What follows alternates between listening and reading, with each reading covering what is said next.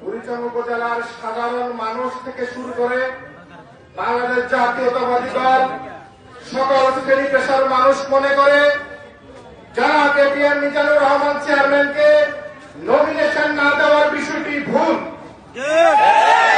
এবং যাকে প্রাথমিক তালিকায় ঘোষণা করেছে সেটি একটি মিস ইনফরমেশনের মাধ্যমে ভুল বোঝাবুঝির মাধ্যমে কেন্দ্রীয় বিএনপিকে মিসগাইড করে একটি সাময়িক ঘোষণা মাত্র।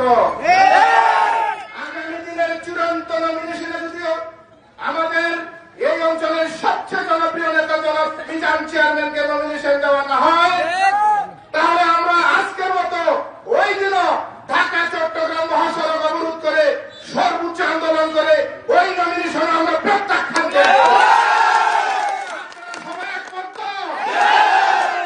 অথবা যদি পুনর্বিতভাবে পুনরায় এই নমিনেশন বিতর্কিতভাবে অন্য কাউকে দেওয়া হয় তাহলে আমরা দল থেকে পদত্যাগ করব।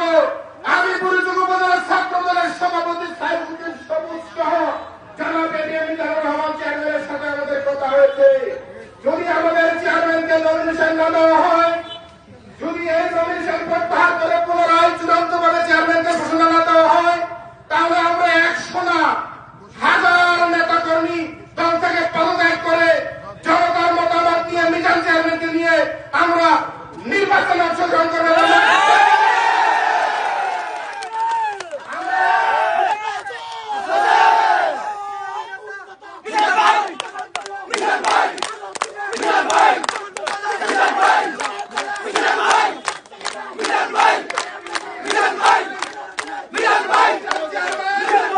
বিগত সময়ে 2 বার উপজেলা চেয়ারম্যান হওয়ার পরেও আপনারা সবাই ভোট দিয়েছেন, আমরা ভোট দিয়েছি, কিন্তু সে পরিষদ চালাতে পারে নাই আওয়ামী লীগ সরকারের অত্যাচারে।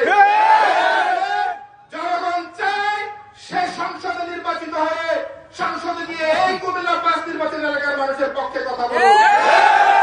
মিজান চেয়ারম্যানকে এই অঞ্চলের মানুষ নিরাপদ মনে করে ক্ষমতার ব্যালেন্স রাখতে পারবে, ভারসাম্য রাখতে পারবে। তার বক্তৃতা, তার আচরণ সাধারণ মানুষের কাছে রিলায়েবল। তাকে নমিনেশন দেওয়া হয়েছে প্রাথমিক তালিকায়, তাকে ইতিমধ্যে কুমিল্লা বাজার মানুষ ঝুঁকিপূর্ণ ব্যক্তি হিসেবে তালিকাভুক্ত করেছে। আমরা সবাই এই অঞ্চলের জন্য তাকে বিপজ্জনক ব্যক্তি মনে করি। আমি কথা বাড়াচ্ছি না, সালাউদ্দিন ভাই কথা বলবে। আমি আবারও বলছি, কেটিএম মিজানুর রহমান চেয়ারম্যান সহ কুমিল্লা 5 থেকে প্রায় 1000 নেতা কর্মী পদত্যাগ করবে যদি এই সিদ্ধান্ত সবাইকে।